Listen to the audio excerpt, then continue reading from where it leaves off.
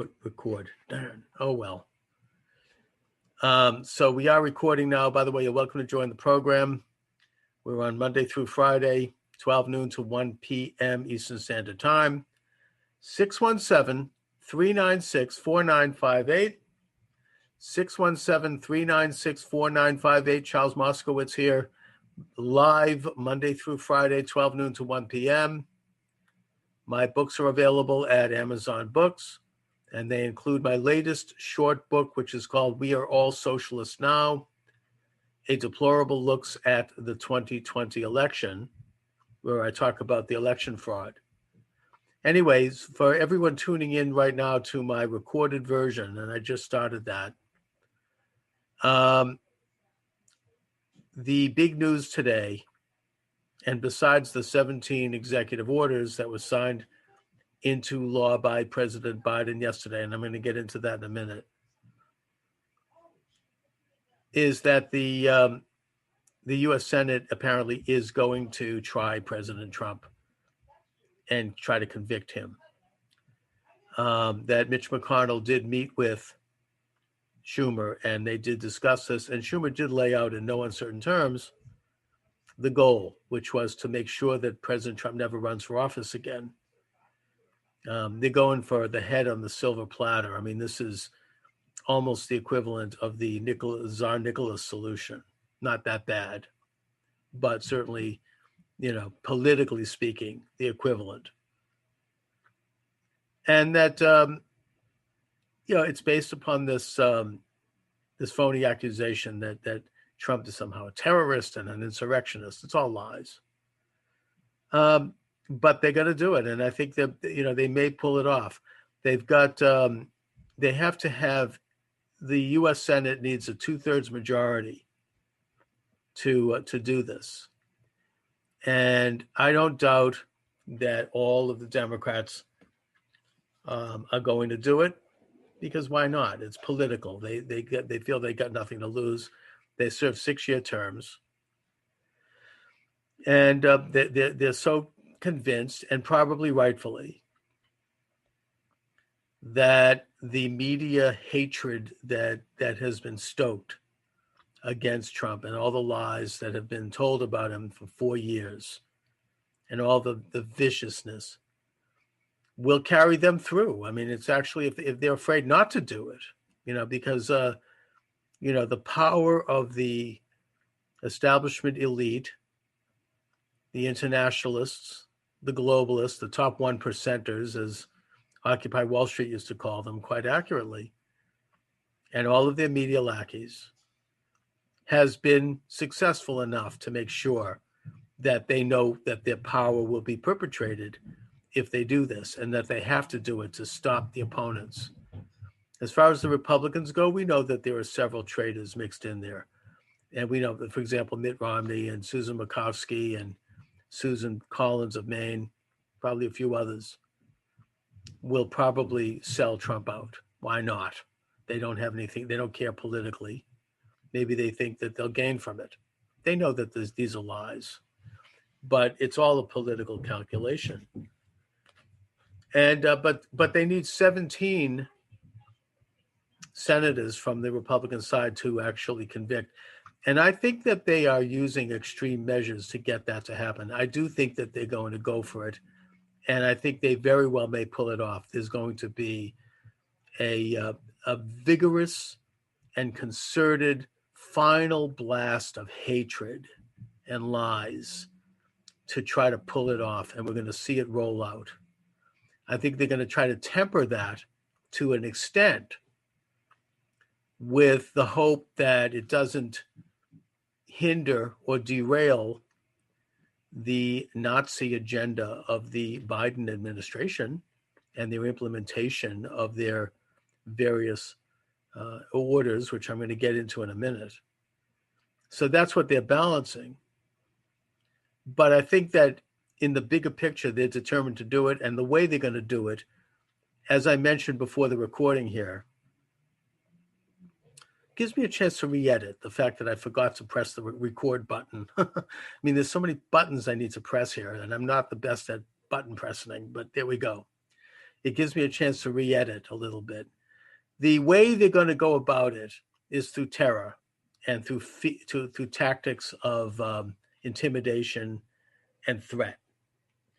And the people that are going to carry out those threats are the shock troops of the Democratic Party, just like Lenin had his shock troops, and Lenin coined the phrase shock troops, that emanated out of Cheka, his private army. The Democratic Party has their shock troops in the form of Antifa and BLM. They're getting huge funding from Democratic sources, much of which they funneled back directly into the Democratic Party. They've got international support from people like George Soros operating out of Canada. And they've got massive media support, which conveys them as heroic. We know last summer that they really got launched as they began to loot black businesses, burn black neighborhoods, and kill black people across the country and other neighborhoods. They began an insurrectionist policy. They actually declared independence in Seattle, the so-called, Chop Chaz. I think they tried to do it in Portland. I think they did do it in Portland, Oregon. They even tried to do it, I think, briefly in New York. It didn't go that far. They're the ones that burned the St. John's Church across the street from the White House, and which is a church that every American president, starting with James Madison, had prayed in. They're the ones who tried to attack and breach the federal courthouse in Portland, Oregon, the Mark Hatfield courthouse, threw trash at it, graffiti everywhere, garbage. And they are the ones who really started what absolutely can be called an insurrection. They're the same people who I would suggest, and I think there is some evidence, and it's not entirely the case, who used the peaceful protest in Washington that is now being demonized of January 6th, which was basically to support Congress's investigating the question of voter fraud, which was supposed to happen in the joint session of Congress when the electors were counted. They wanted to show their support. Isn't that what America is supposed to be about? Peaceful assemblage, support for the right to free speech, the right to assemble, the right to a redress of grievances. That's the First Amendment. I think upwards of 1 million people came out to try to demand that the U.S. Congress hear the evidence of voter fraud. 7 states were contested in that election. This wasn't an attempt to overthrow the results of the election. This is an attempt to, what they contended was, stop the overthrow of the results of the election. This was the lost opportunity to hear the evidence one way or the other, to hear it aired publicly, to see it questioned publicly, so that it could be properly vetted in the public eye, with the media forced to pay attention, and with the American people finally getting to the bottom of it. The media had failed to do it up until that point because the media was completely in the bag of trying to take out the Trump administration. They decided, hook or crook, that they wanted Trump removed from office. The states that were targeted for this were run by corrupt governments that not only refused to do it, but had actually unconstitutionally enacted laws under the guise of the COVID-19 emergency that would have weakened the ability of voter ID unnecessarily, I would argue, and had done so by doing an end run around their state legislators, which Article 2, Section 2 of the Constitution indicates are the only proper authority, the only lawful authority for making election laws. That's what the Supreme Court case was about. That's what several of the state court cases were about, pointing out that these votes were cast illegally because they were not sanctioned by the state legislatures. This was unprecedented. It had never happened before. And so all of those laws were weakened, and there was no hearing on that. There was no hearing on our independent judiciary on the state or federal level, including the Supreme Court level, in terms of having a venue by which this evidence could be presented. Maybe they'd find that there wasn't evidence. The point is, we don't know because it never reached the actual courtroom. And then finally, you had the Congress. Hello, thank you for joining me. Yes, you're on the air. Thanks for joining me. Oh, hey, Charles, it's Paul. Thanks for taking my call. All right, Paul, how are you? Good. It reminds me of when Peter Schiff did his show. He had Anything Goes Friday. I love that. It's fantastic. Oh, great. Well, yeah, but, I have to be careful here, Paul, because I don't have the ability to screen the calls. And I don't know if you know, but, last week I had somebody call up and they mumbled the N-word.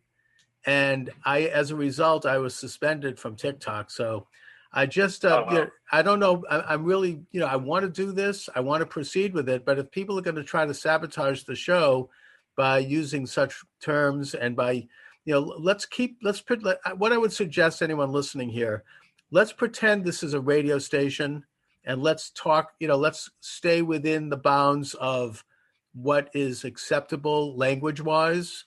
And let's avoid, racism or anything like that, which I don't allow anyway. But, I can't control what someone might say. So, I want to continue with this. I'm under siege as it is. Everything I'm doing now is being examined. I've already been that's already been made clear to me. And I'm being shadow banned, which is why I'm expanding my reach by every week. I'm getting more live streams. I'm getting more archives. So that way, if they take one down, I'll have the others, because I'm determined to do this every day from 12 to 1 p.m., Monday through Friday. Anyway, Paul, what's on your mind? Well, I'm sorry that happened to you. And Charles, not to sound obsequious, but your guests and your record, your shows are fantastic. I want to compliment you on that. Thank you. I wasn't sure because I haven't been able to watch all the time. What was your opinion about Julian Assange not being pardoned? Were you upset by that? Yes, I think he should be pardoned. He's an honest truth teller. He's a whistleblower. He's in the media, and I think he's been censored, and I think he's been attacked. I don't think he wasn't actually releasing the information. The information was handed to him by people. And I don't believe, I could be wrong here, but I don't believe that anything that Julian Assange released put anyone at risk. It wasn't like he was revealing, people, who are undercover and that they lost their lives. I don't believe he did that. So, if he did do that, then that's a crime, but I don't believe he did. Did you think that Trump not doing it was political, or? Maybe Trump knew something about it that we don't know. Maybe there's a reason why he didn't do it. I don't know. I wish he had, and that is disappointing. But of course, we don't know the inside story. I think there might have been reasons why. What do you think? Well, I'm not sure if he had done it, maybe it was a way of the Democrats or someone in power. Maybe I know he's been suspected of committing crimes in New York. Maybe this was a way of him, doing it to protect himself. Because I remember even when Julian Assange was originally arrested, he said he had nothing to do with him, and yet we know when he campaigned, he used his name all the time during those 3 debates with Hillary. He mentioned WikiLeaks a few times, and I could argue that, and I think that really helped his ability to win that WikiLeaks exposure. I think did a huge monumental disservice for Hillary Clinton. Oh, absolutely. I remember when Assange released a thatch of emails that were really, damaging to Hillary, at least her image, that was bad. And then, of course, you have the questions that are still lingering out there about what happened with Seth Rich. He was a Democratic Party media operative, and I think he was a data specialist who had access to their internet. He was shot dead in cold blood right in the back. He wasn't robbed. He was assassinated. And it was right after that Debbie Wasserman Schultz had to resign as the head of the DNC. and that Bernie Sanders was basically taken out. I think that had a lot to do because Seth Rich was a Bernie Sanders supporter. I think that had to do with the use of, I don't know, maybe some kind of voter manipulation, maybe some electronic manipulation. We don't know. But we do know that it was a very strange phenomena that Bernie Sanders lost those primaries. I remember that it was weird because I remember that I always, every 4 years, I like to go up to New Hampshire to watch the primary, the first primary. I live in Boston. And that year, Bernie Sanders won the popular vote in New Hampshire by a pretty large margin, but he got 0 delegates. All of it went to Hillary. It was just a rather odd thing, and that this continued to happen. I mean, obviously, the thing was rigged against him. My understanding is, according to Mark Levin, that some of the people working for Bernie Sanders actually went to him afterwards and said, we have evidence here that Hillary had rigged this election and that there was some manipulation of the Dominion voting machines or something like that. And they gave the whole dossier about it to him, and he decided to do nothing about it, which is terrible. So did, does, I mean, getting back to Julian Assange, there's a question of a connection between him and Seth Rich. Maybe Seth Rich is the one that dropped the hard drive of the DNC into his lap and the Hillary stuff. I don't know. Who knows? Hey, Charles, you're one of the reasons I love your show and love you is you're so well read. I was wondering if I could just ask you one quick question that has Sure. nothing to do with what we just talked about. I gave my nephew The Radicalization of the American Constitution by Gordon Wood, which won the Pulitzer Prize in '93. And I'm not sure if you're a fan of Gordon Wood. I'll look into it. I'm not. I don't know much about him. I'll look into it. But in that book, it's during the time of the founding of the convention, and I was telling this to my nephew, and he might do something on it. But did you know that during the Constitution, about 2/3 of the time, Madison had an article that he wanted, which said that any state law that the federal government didn't like, they could veto. And of course, it was thrown out, but it was in there for about 2/3 of the Constitution. Do you think just the mentality of Madison writing something like that had a lot? It really kind of explains what the idea of what these people were thinking, that they would want to veto any state law. I mean, does that, A, did you know that, and B, what do you think about the mentality that they had of that concept? Well, I mean, I didn't know that. I mean, I cannot really put myself, as the play Hamilton says, in the room where it happened, in terms of what that was about, why they were debating that. I mean, I generally think that there was probably a reason why Madison wanted to do that. It might have had to do with maybe states becoming like, little dictatorships. I don't know. I mean, maybe a state was going to declare something, who knows? I mean, I think there probably is a reasonable explanation, because I think Madison was a good libertarian generally. I mean, he wanted a strong central government, but at the same time, he was opposed to Madison's bank. He wanted to have good faith and credit script created by the U.S. Treasury, as opposed to private banking. And generally speaking, he was on the right side on most of those issues. So there might have been something going on there that motivated that. There might have been some states that wanted to do something that would have been so at variance with, the constitutional principles and with civil libertarian principles, that maybe he felt that those things should be overridden. And in fact, they can be overridden if they violate certain federal dictates. Like if you have a state decide to ban all private ownership of firearms, right? You have you have in the Constitution, the Bill of Rights says that they can't do that. So I think that there might have been, that's what might have been going on. I don't know, but I think that there might have been some players on the state level that wanted to do things that really would have contradicted individual rights. Maybe that would have evaded the Civil War. Maybe. I mean, that's obviously a question that the founding fathers kicked the can down the road on that one. And maybe they had to, given the politics that they were dealing with at the time. I mean, I think Madison was a slave owner, I understand. So, they all believed, I think, that slavery would eventually be abolished, but they weren't ready to do it in their lifetime. They didn't quite know how to do it. And then yeah, I'm sorry. No, go ahead. Then you had Thomas Jefferson, who wanted the exact opposite of the null, something that Thomas Woods and those Austrian economists are always talking about, the nullification, where any state law, any federal law that the states don't like, they can get rid of. So it's interesting how they both had those two different perspectives. Well, I mean, in the broader picture, philosophically, the system of checks and balances is not just three branches of the federal government, but it's also the balance between the states and the federal government. And that state sovereignty was something that precedes the Constitution. I mean, it's a great value. We have to, in 1919, 1912, the amendment that basically turned the Senate over to direct election was an abrogation of state sovereignty. The states before that had the right to elect and appoint their senators, and that the senators who would be selected by state legislatures represented the interests of the states, whereas the House represented the interests of the people. And that was done away with in the first year of the Wilson administration, which was a pivotal year in terms of changing the way we are governed, the way we govern ourselves.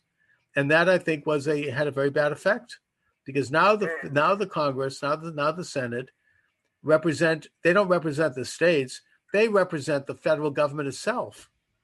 That's their focus. So, hey, Charles, speaking of which, do you know off the top of your head when whoever had the most votes was president, whoever had the second most votes was vice president? When did they change that?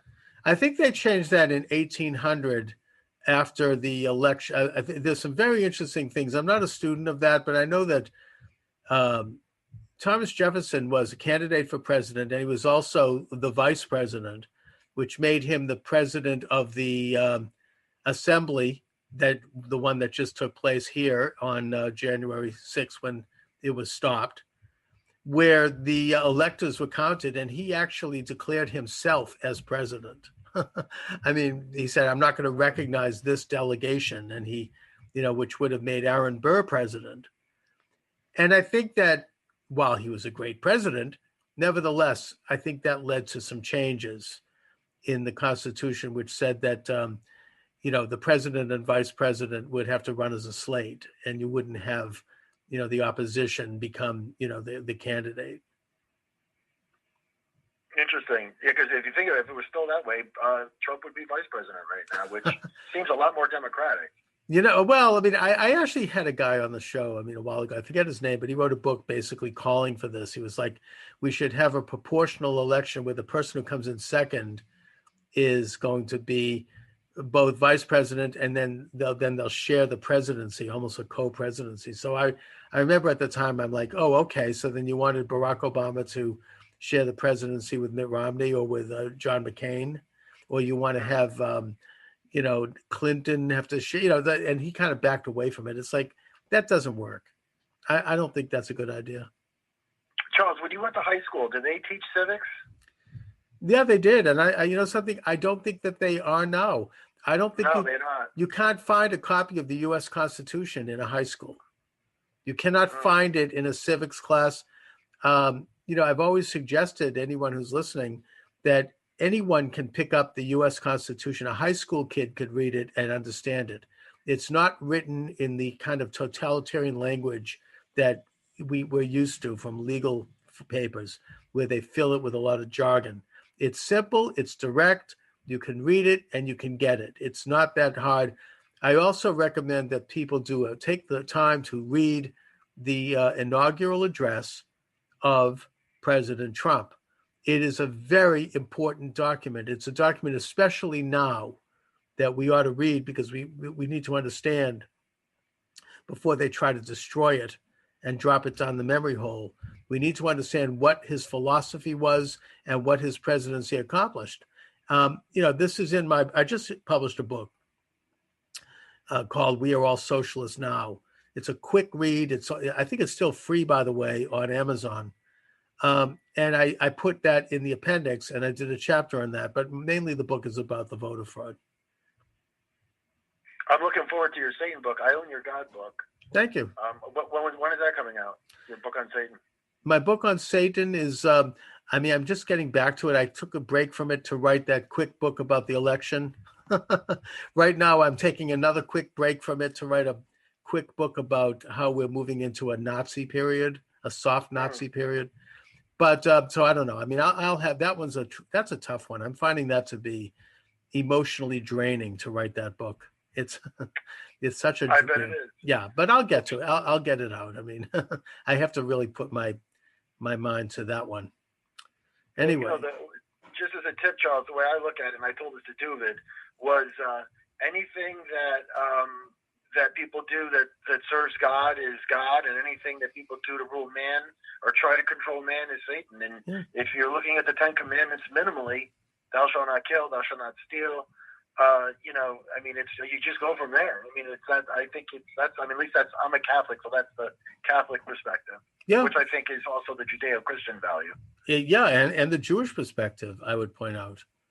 It emanates from the laws of Moses, which and the central theme of that are the Ten Commandments. So yes, absolutely. Well, thank you, Charles. Thank you, Paul. Have a good one. God bless you. Same to you. All right, and you're welcome to join the program. We're doing a live program here. 617-396-4958. What is on your mind this Friday? I'm doing an open line segment here. I've got guests lined up for next week, and I am determined to do the program Monday through Friday, 12 to 1 p.m. Eastern Standard Time, live on all of the subscribing live streams, and that's a growing number. And I'm archiving it on all of the subscribing archives, which is also a growing number. I'm trying to expand the various venues so that if any one of them is taken out, then hopefully the other ones won't be. I suppose I could put a plug on the whole thing. I don't know. But anyway, you're welcome to join the program. If you are going to call in, please do it now, because what's been going on is that I will wrap up the show at maybe a little after 1:00, and then once I've sort of closed up shop, all of a sudden calls start coming in, and it's too late.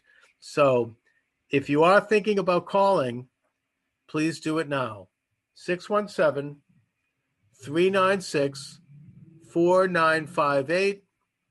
That number again is 617-396-4958. I'm going to have to look into that historian that Paul mentioned. That's interesting to me.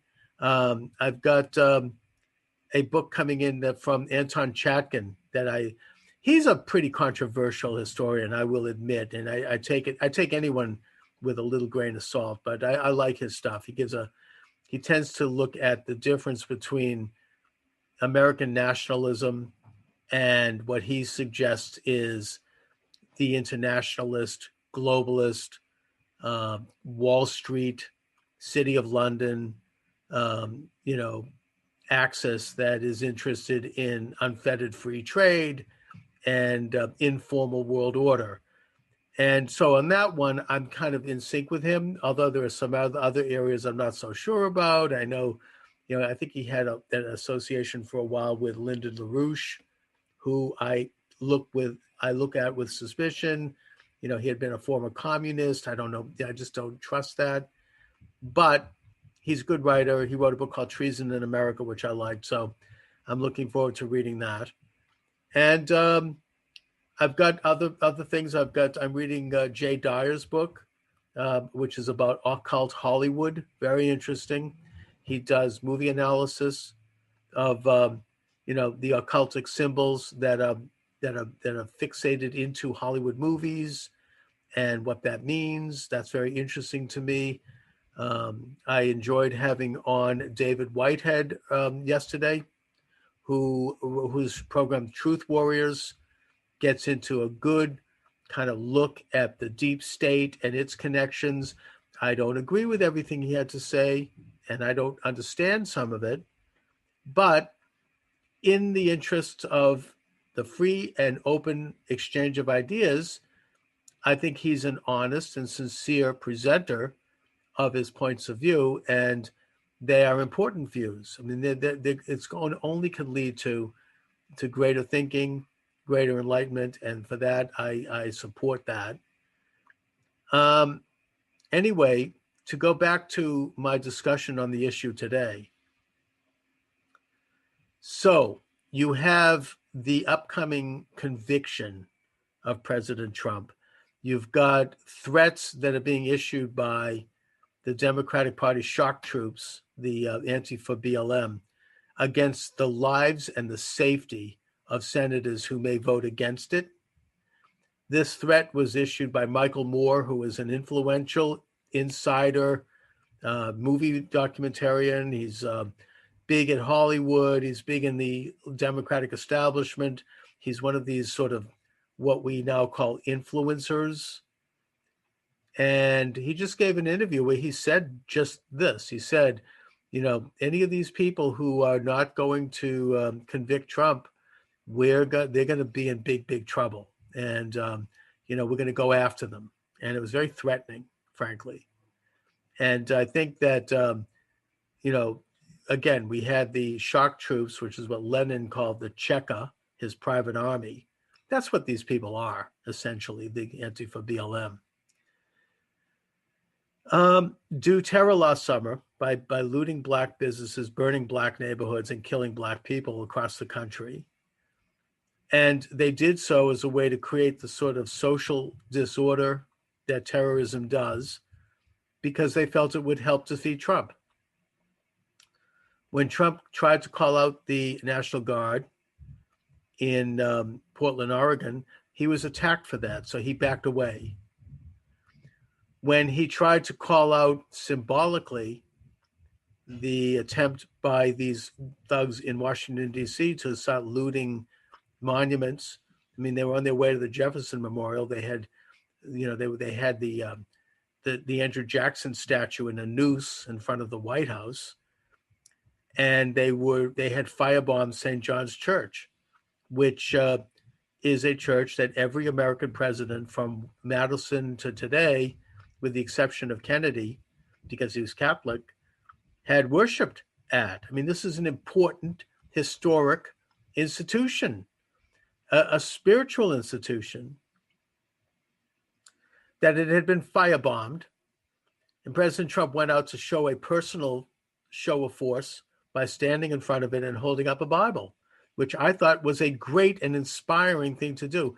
And instead, not only was he attacked by the usual suspects in the media who held this up as something that we ought to ridicule for some reason without explaining why, but that people in the military, including the head of the Joint Chiefs of Staff, I think, that being Mark Milley, made what I would describe as seditious comments, that they would not support President Trump if he called out the army to quell the rebellion. To me, that's insubordination. They should have been fired for that. That's why General Douglas MacArthur was fired by Truman, and rightfully. General MacArthur was a great man. He led the American forces in the Pacific Theater. I mean, this is one of the greatest military geniuses of all time.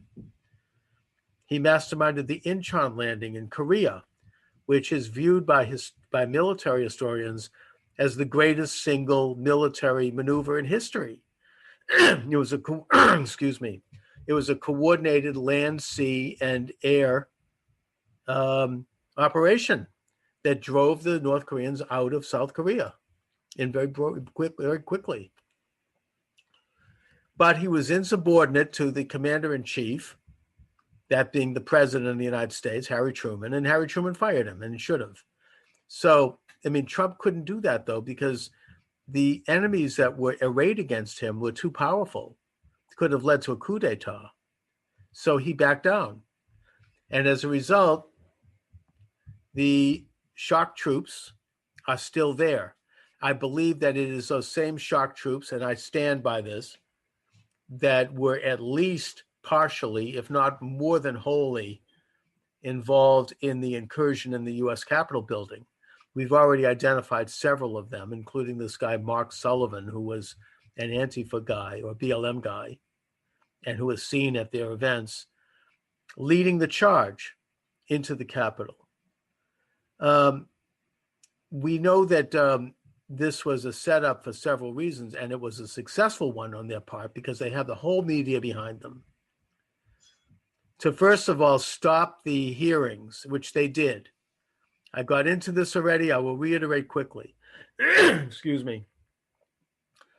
7 of the states were contested, including New Mexico, which Biden had actually won. There was serious allegations brought that these elections had been stolen. There were alternative delegates that had been elected to replace the ones that had been appointed by the state governors, and that the Constitution essentially allows for these contested states to have a hearing at the time that the electors are counted, and that hearing can take up to 2 hours. There was expectation that this would expose finally the nature of the fraud. It had not been done by the media. It had not been done by the states. It had not been done by the judiciary, the so-called independent judiciary on the state or federal level. So there was a sense that at last, the final arbiter, the Congress, the Hall of the People, would hear the evidence. And that's exactly what was happening. Now, as a sidebar, there was a political theory, excuse me, which held, that Vice President Pence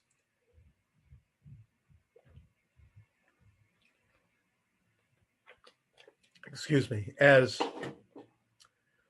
acting as the president of the assembly, could simply choose not to recognize the delegation, which would have essentially thrown the whole thing into the Congress, because then neither side would have achieved enough electors. And then there would have been a special session of the Congress.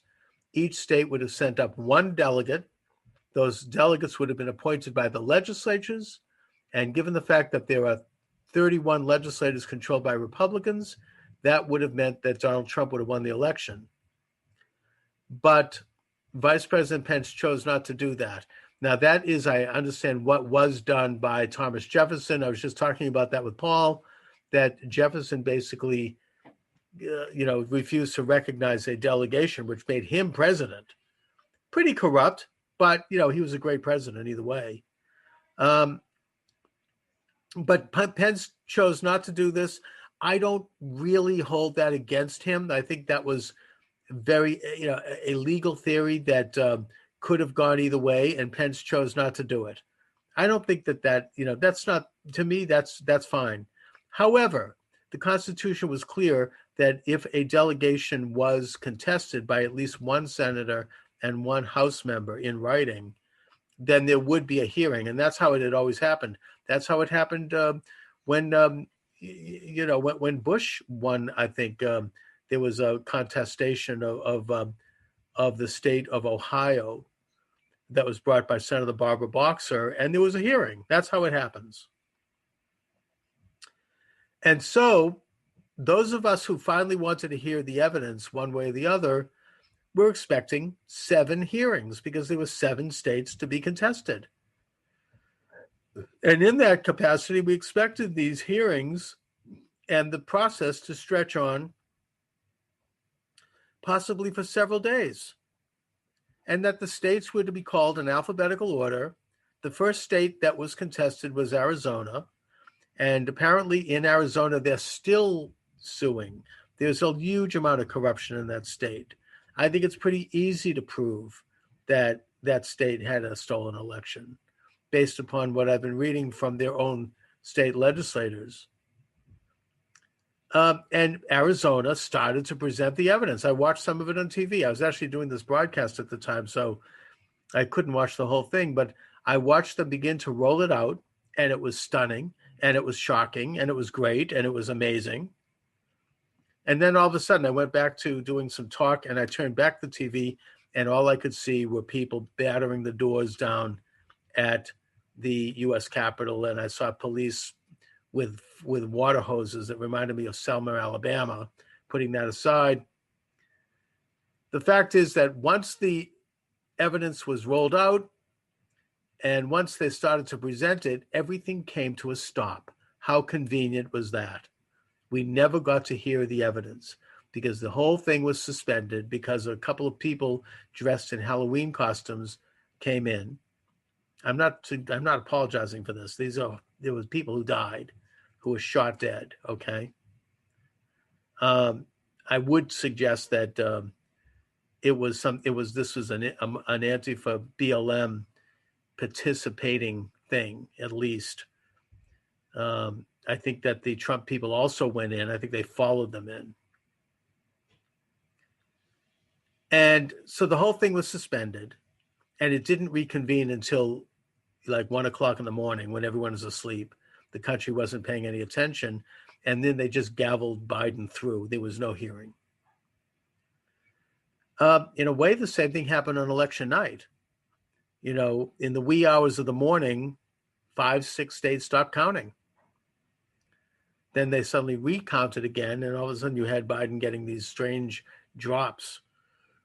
But I'm not going to relitigate that.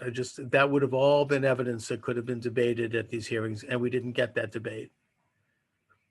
So the Capitol incursion served two purposes. It served to stop the debate and confirm Biden. It was the culmination. It was the cherry on the top of the sundae in terms of the whole operation. And secondly, it was then used to turn the attention onto not only President Trump, but on all of us, that all of a sudden we're now seen as leading an insurrection. We're insurrectionists. We're terrorists. And, for that reason, as I've said, it reminds me of the Reichstag fire. The Reichstag fire was used as an excuse by the new Nazi regime to suspend the Constitution and start rounding people up and taking emergency measures. Now, I'm not saying it's that bad, but it could get that bad. It's not that far from it. I stand by that. I'm concerned. And so on the surface, they are now finishing it off by trying to finish President Trump off, by trying to have his head on the silver platter. They want to impeach him, and they're going to impeach him probably. And there's going to be a trial in 2 weeks to push this lie that he was involved with an insurrection. He was responsible for this. It's going to be an attack not only on him, and by the way, Schumer has openly said it's going to be a resolution to ensure that he never runs again, so he won't be able to come back. That's what they're afraid of. But it's an attack on all of us. It's basically saying we're all guilty of this, which is a lie. And so that's why, in a nutshell, and I'm going to wrap things up at this point because it's a little after the hour. That is why I am contending that we are entering into a time of soft Nazism. We have collusion between a federal government that had been, I would suggest, wrongfully installed into power, and various corporations which help them do that, and which are using monopolistic powers to enrich themselves, advance their power, and suppress their opponents. That's what Nazism is.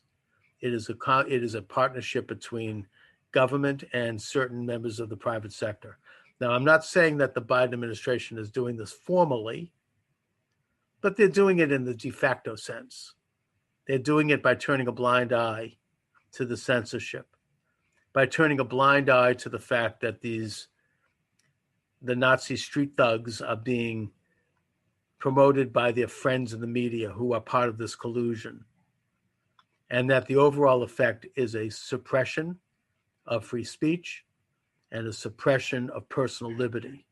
So I shall be watching this to the best of my ability this year. I hope that other people do it as well.